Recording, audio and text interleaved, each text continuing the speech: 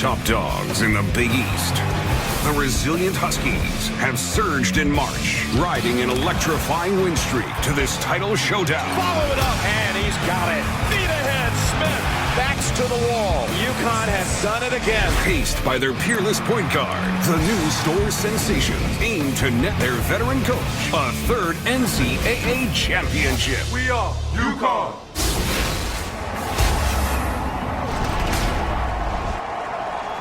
Starting tonight for the University of Connecticut Huskies at forward, a freshman from Mansfield, Connecticut, number 10, Tyler Olander. At forward, a freshman from Baltimore, Maryland, number 22, Roscoe Smith. At center, a sophomore from Lowell, Massachusetts, number 34, Alex Oriaki. At guard, a freshman from Norcross, Georgia, number 3, Jeremy Lamb. And at guard, a junior from Bronx, New York, number 15, Kemba Walker. In his 25th season as head coach for the Huskies, Jim Calhoun. And here we go. After a tournament worth of exciting games, here we are. It's time to settle the madness. And it lands in the hands of who else? Kemba Walker. Presented today with the Bob Cousy Award for the outstanding point guard in college basketball. And off the ground, it's picked up by Olander. It looked like it was going to be a turnover. They know they can pound Butler inside like Florida did, like Pitt did. And we'll see if they can get Matt Howard in foul trouble. That would be huge. Those ended up being the only 2 points of the night for Olander. The shot blocked over to Van Zandt. 12 on the shot clock. With Stegall driving in. Good move. High off the glass. No, and it's Olander at the other end. And he's a 35% three-point shooter coming into the tournament. Oriaki. Smith behind him. In the paint. Puts it up. Yes. Alex. Rebounds from their front court players did UConn. Stegall. Can he do it a second time? No. Wide left. And it's Walker pulling it down. Doing a good job of tapping it out where he could get it. Now driving on Walker. And again, he's missed a short shot. That's 2. Olander, who goes to the bench, replaced by Niels Defy, the freshman out of Germany. And now Matt Howard has a chance to touch it, and it's blocked by Smith. Saved underneath. There's Roscoe Smith with the block, Andrew Smith with the save, and Stegall now 1 of 3 from outside. From the hoop. If Howard can make a couple, it'll open up some of those driving lanes for Sheldon Mack and Van Zandt. Oriaki gets this soft roll, and again, that was after 8 straight misses. Sweet spot on that low block. Mack from the wing. And he, too, can't get that first one to drop. Oriaki with an impressive board. Defy driving in, and right to the basket. It's Niels Defy. Beautiful move with the left hand. That near Hollywood finish of a year ago. And back here they are, trying to get it tonight. Yeah, same movie, they just want a different ending. Walker on the board now with his first 2 of the night for the Bulldogs. He had a big game against VCU. He sure did, an 8-0 run that was huge. Howard. Long rebound to Walker. He takes it inside and draws the foul. He's heading to the line. And guys, those are the points that Butler just cannot afford to give up. Easy points in transition, and then a free throw coming for Walker. Now, they can live with the jump shots in the half court, but if UConn gets enough easy hoops in transition and in second, important for Howard to maintain that defensive discipline. Van Zandt, no. And that's going to be on Andrew Smith with the reach around. Big-time rebound by Oriaki. Butler's missed its last 5 from the field, and woeful 13% shooting. For a moment, looked like he might have it for the Huskies, and Max on the break. Max still has it, and it's stripped away. Stripped away. Walker was right in the middle of things. And here he is, off the save by Beverly. Lost the handle, but will chase it back. Holmes McDaniel. Kwandu. This time he's not going to let go of it. Defensively, and How about UConn? They were 1 for 12 from the three-point line the other night. 0 for 4 tonight. Kemba Walker gets the jumper to go. Nice job by Kemba Walker to force Mack one way or the other. Stegall short. And it's Roscoe Smith for the Huskies, who lead it at 17-16. Kwandu back to Gafai, stuck underneath. Ball squirts out to Beverly. Now there's unexpected production. Donnell Beverly, coming off of last year. Who knows? Maybe another finish just like that. Howard. Short with that one off the glass. In the game the other night, they seemed to score every time they had the ball inbounded. Oh, nice entry pass there. Howard, well defended. Ball tapped around, and Napier. Oh, now they're just flattening out, seeing if Walker can go one-on-one. Well, he can get his shot off anytime. You can see that. Mack, that one rattles out. Smith has it. He waits. No call. No call. Excellent work by Andrew Smith to reel in this carom. That's all pumpkin, folks. No foul there. No call. And a great job by the officials to not anticipate that contact had been made. And then Clark. 12 to shoot.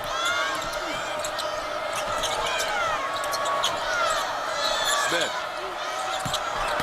trying to get the baseline, and it's the other Smith. Smith on Smith, and Roscoe of UConn makes the play. 5 to go. Will Butler have the lead at halftime? Mack with a long-range shot. Yes! Butler at the buzzer.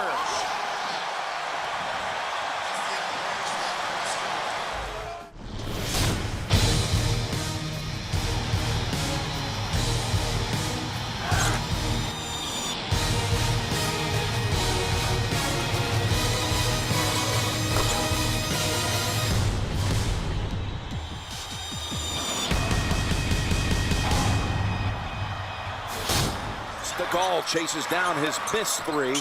And again, Butler's only made 2. 1 2-point shot. Oh, look at Stegall. He's got 3 of them. How about from the that? outside. How about that? You talk about an X factor.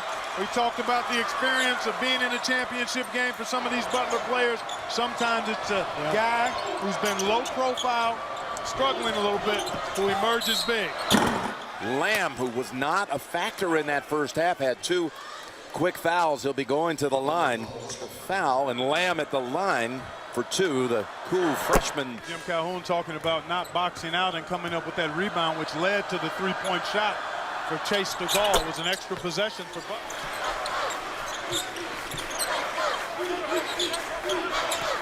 Walker over Van Zandt, and Walker comes out with a big first shot of the second half. You see the adjustment Jim Calhoun has made. He's running Walker off screens, he's running Lamb off screens, and they're trying to attack from the baseline instead of the top of the key area. His length is a problem. Back out to Howard. Whips it over, and 3-point land, no for Mack. And the length of Lamb bothered Mack on that shot. Napier, pass Smith, underneath. Lost control, and Olander saves it, feeds Lamb, and here comes Jeremy Lamb. 5 out of the locker room for Lamb. Getting a chance to think about the mistake he made early. Smith backing in on Oriaki, who does not give up his ground. Butler with 1 basket here in the first 3 minutes. That 3 by Stegall, and that is again Oriaki making a play on the defensive end. So good in transition defense, Steve. Very rarely do you catch him off balance in that regard. Howard long with the 3, and off and running is Walker. Fakes the pass, puts up the shot. Almost got it to go. That's the 2nd foul on Howard. Walker at the line. Kemba Walker again. Walker, just an amazing talent. Going to graduate on May the 8th in 3 years at Connecticut. May the 8th. May be there with a championship trophy, possibly an MLP award. Well, Jim, it's always difficult as you look at the shooting. First half, second half for Butler. When you take a look at the fact that some good shots have been missed, a number of shots have been challenged, and there's Alex Oriaki. Butler has missed its last 11 shots.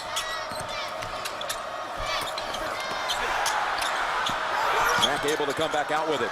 That pass stolen. Lamb on his way. points for Lamb and Walker, and then going inside to Oriaki a couple of times as well. Lamb gets it right back. Left open, baseliner, and Jeremy Lamb. He has really stepped on the gas pedal, hasn't he, in the Heat second it up. half? Yes, indeed. Lamb with 9 really great plays down low for a 6-footer. Here he is. This time, though, that 6-foot stature is exposed. Yep. Blocked by Roscoe Smith. Up ahead, Napier challenging Marshall. And Napier will shoot a couple. How about that? But he got the kid who has outscored Butler in this half on his own 9-6. Well, the way things are going, maybe we'll stop, because this thing feels, like you said, Steve, a moment ago, feels like a much larger cushion for Connecticut here. Guys, Howard and Mack combined are 3 for 20. Over the top, Smith got caught underneath. Here he is, Stegall. He hits back of the rim. And again, it's Lamb making the play. Well executed and a good look. Yeah. Everything but the period at the end of the sentence. And this is where UConn can really exploit its advantage with Lamb trying to beat defended by Stegall. Napier to Lamb for 2 more. If UConn has had its way as well. Lamb with Hahn defending, bounce pass, Walker lays it up, and it goes. Beautiful finish by the little. In passing one another a little bit, but these two programs have never met in history until tonight. For all the chips here in the championship game, down low, it is Howard, and that one also rolls off the front of the rim. 9 minutes to play.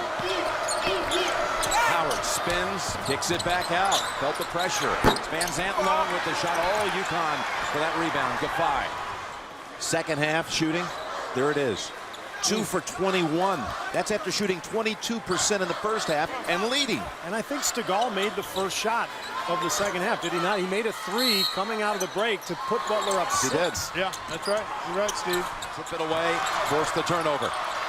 The 3rd turnover off the out of bounds on the baseline. Van Zandt with a 3. No. And it's out to Lamb.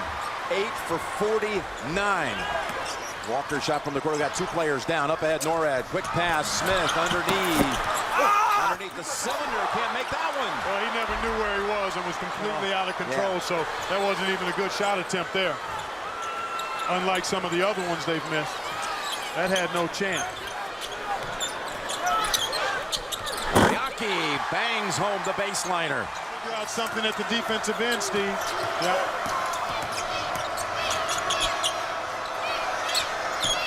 Howard 3-point shot. Dipped down and out. Shooting 15% for the game as a team. This was a 6.5-minute stretch between hoops.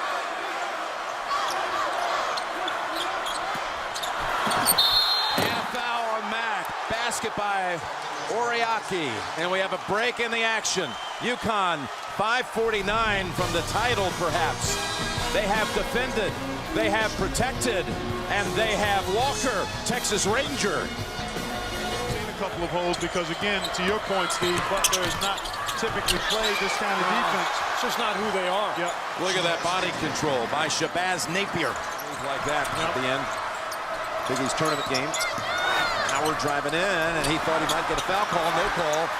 And Oriaki, now he's been a big physical presence. They can't get past him. So Calhoun's come down here, picked up a couple of gems, both of whom got to go to the Final Four.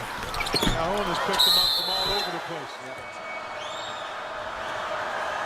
Gafai makes the first. And there's one former Husky. Many of them have come back for this. Danielle Marshall watching. One of the all-time greats to play for Jim Calhoun. He averaged 26 ball go. Zahn. And it's Oriaki, who, by the way, you can't underestimate that performance by Oriaki on the inside. Now with 11 points, 11 rebounds, and 4 of the 10 blocks, which, again, the blocks one away from having the record all alone. Yeah, he's been superb. Play trims it to 8. Nearly a steal, and then nearly a tackle. Yeah, that was close. Yeah, I mean, that was a dangerous pass from really Napier. was. It really was there, Steve. Norred took a shot to the mouth as he came in there. There it is right there. Oh, he got an elbow from Kemba Walker. 2 shots the rest of the way. Right there in the kisser. Well, those were the 2 shots Mac needed to make earlier when things were getting out of control. Yeah, before this thing got in the comfort zone for UConn. And they were with 1:31 to play. There you go.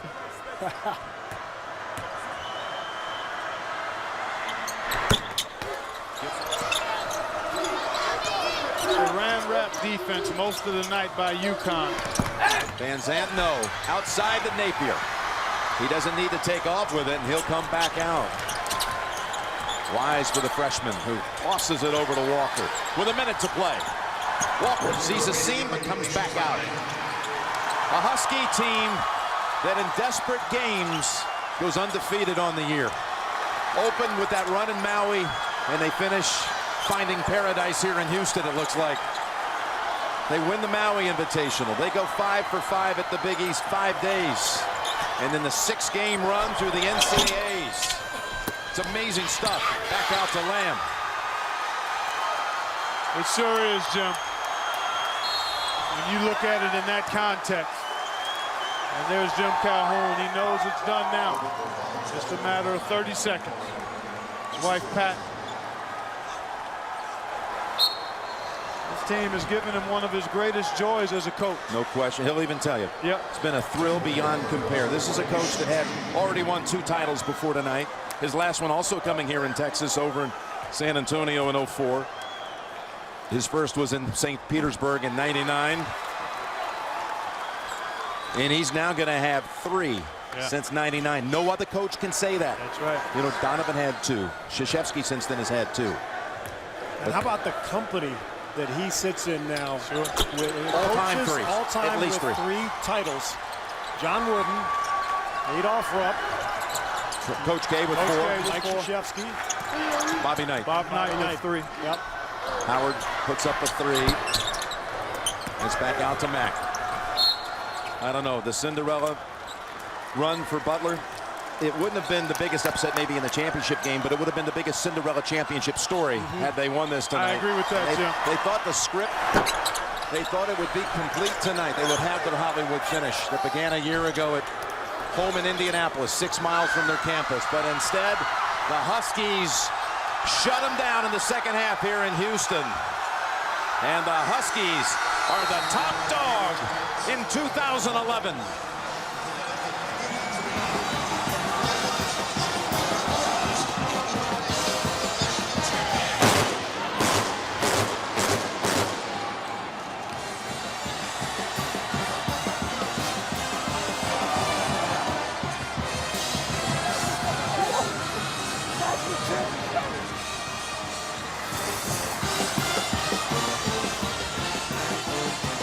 What a ride for Jim Calhoun. It has not been an easy year. His best friend Bobby Samuelson, his old roommate in college, best of friends for over 40 years. He lost him, lost a sister-in-law. He's been battling cancer on and off for years.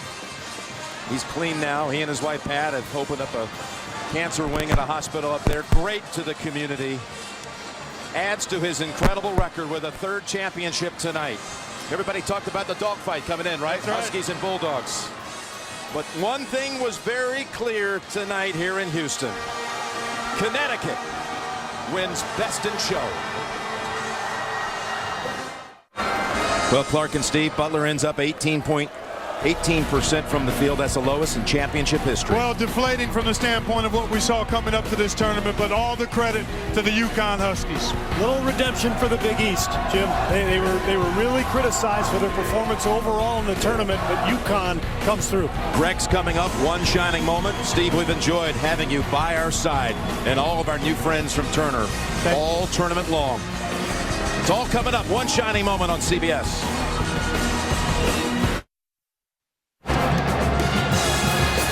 Welcome back to Houston, Texas, everyone, with this reminder. Still ahead tonight, after your late local news, stay tuned for The Late Show with David Letterman tonight. That's followed by The Late Late Show with Craig Ferguson, only on CBS. Once again, our final score, the Huskies of UConn 53, Butler 41.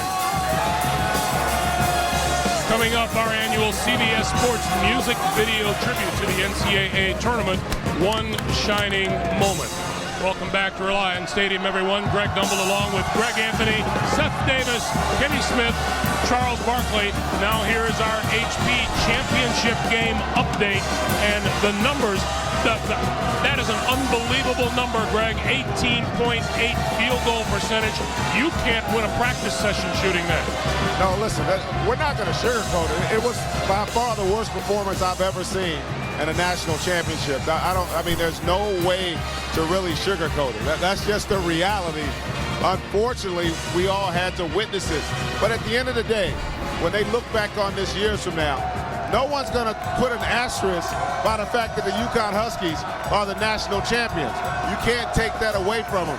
They accomplished it, and you know what? Forget the stats. Bottom line is they were a better basketball team.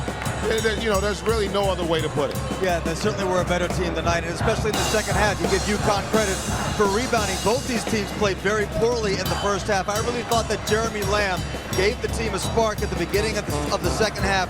Once his shots started going down, then the whole team seemed to wake up.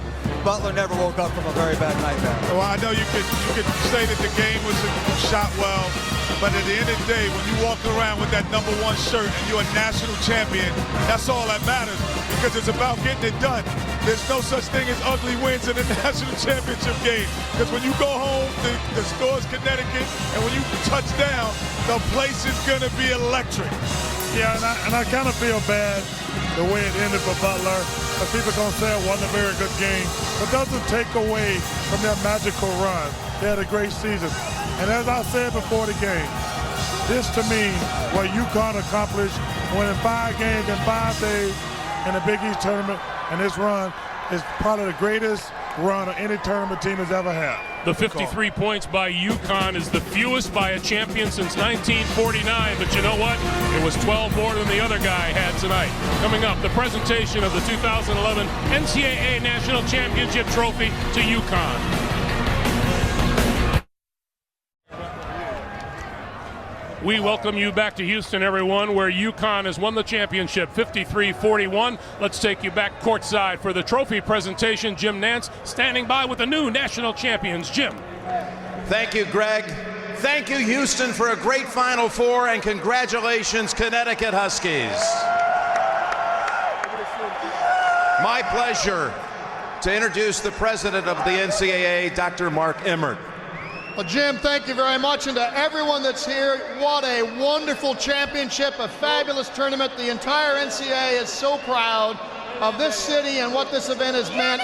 Congratulations to the UConn Huskies. And here to present the trophy to Coach Jim Calhoun and the Huskies is Gene Smith, the chair of the Division I Men's Basketball Committee. Gene? Thank you, Jim, and I want to congratulate both teams. It's a great game tonight. We really appreciate the effort they put on the floor. And Jim, congratulations. On behalf of the NCAA Men's Basketball Committee, congratulations on your 2011 NCAA Men's Basketball Championships. Congratulations.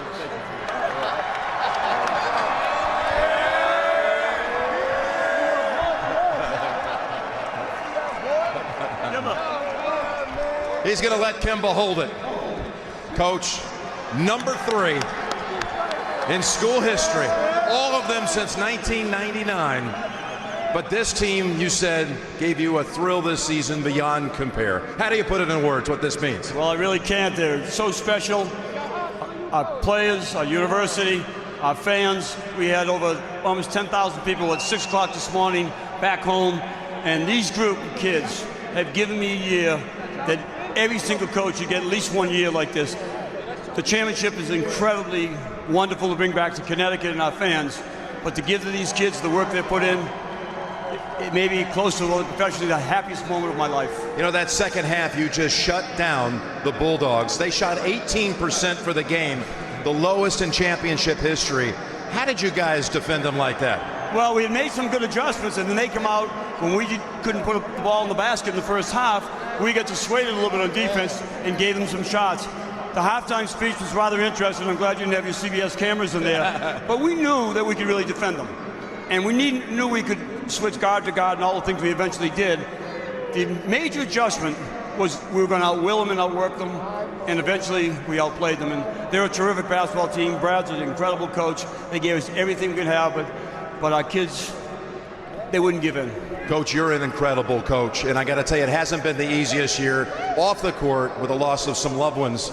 But you know, now 3 championship trophies, and at 68, you are the oldest coach to ever win a national championship in the history of this event, breaking the record that belonged to Fog Allen, who was 66 when he won his last one.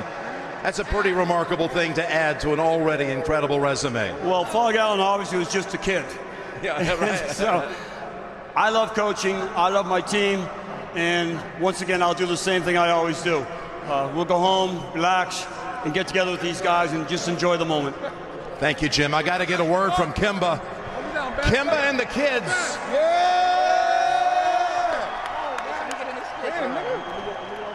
Hey, Kimba, when we talked last week up at Gamble, you were talking about May the 8th. A few things are going to be happening on that day for you. Give everybody a clue, will you?